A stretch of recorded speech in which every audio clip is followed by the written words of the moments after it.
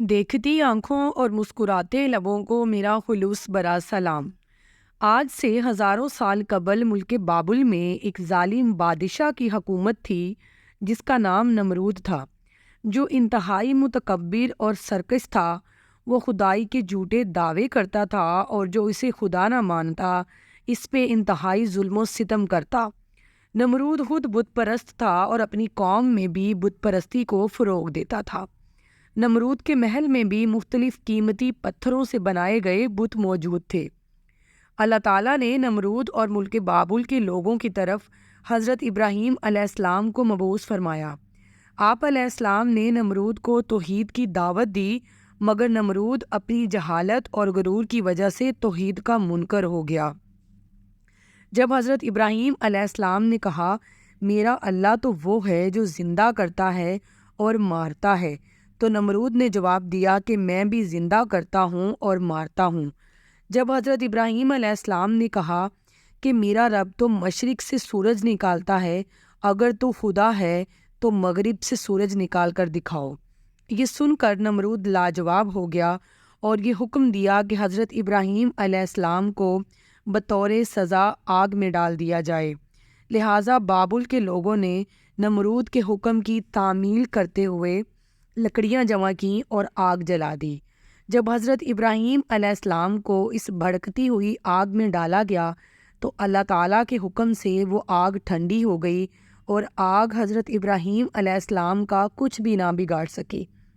لہٰذا نمرود نے آپ علیہ السلام کو آزاد تو کر دیا، لیکن اتنے عظیم معجزے کے باوجود بھی وہ اپنی انا پر قائم رہا اور بابل کے لوگوں کو یہ حکم دیا کہ اتنا اونچا مینار تعمیر کریں جو بادلوں تک جا لگے تاکہ وہ آسمان کے خدا سے جنگ کر سکے۔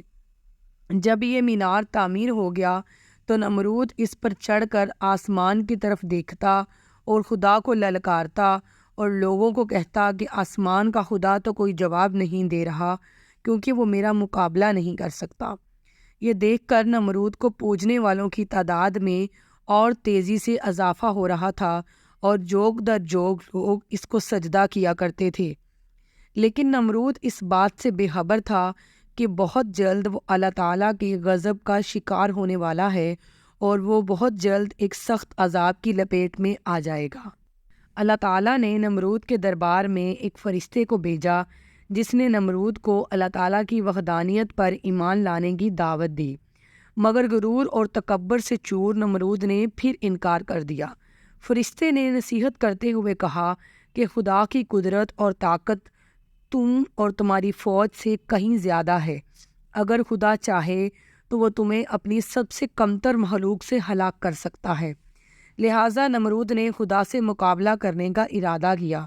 فرشتے نے نمرود کو 3 دن کی مہلت دی جس میں اس نے اپنے لشکر سمیت جنگ کی تیاری کر لی۔ تیسرے دن کی صبح اللہ تعالیٰ نے مچھروں کا ایک بڑا لشکر بھیجا جو تعداد میں اتنے زیادہ تھے کہ سورج کی روشنی بھی نظر نہیں آتی تھی۔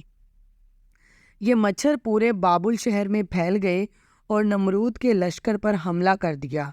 ان مچھروں نے نمرود کے سپاہیوں کے خون چوس لیے اور گوشت چاٹ لیے اور لوگوں کی صرف ہڈیاں باقی رہ گئی تھیں۔ ایک مچھر نمرود کے ناک میں داخل ہو گیا اور ناک کے رستے دماغ میں گھس گیا اور اس کا دماغ کھانے لگا۔ درد کی شدت سے نمرود پاگل ہونے لگا۔ اس نے اپنی تکلیف ختم کرنے کے لیے اپنے سپاہیوں کو سر پر ڈنڈا اور تھپڑ مارنے کا حکم دیا۔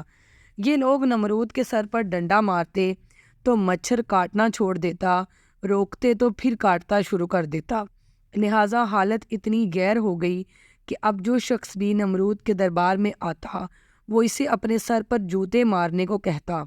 یوں اسے کئی سال تک جوتے اور ڈنڈے پڑتے رہے اور یوں اتنی بڑی سلطنت کا مالک، خدائی کا دعویٰ کرنے والا ایک حقیر سی مخلوق کے ہاتھوں ذلیل و خوار ہو کر مر گیا۔ حقیقی بادشاہت تو صرف اللہ ہی کی ہے اور اسی کی رہے گی۔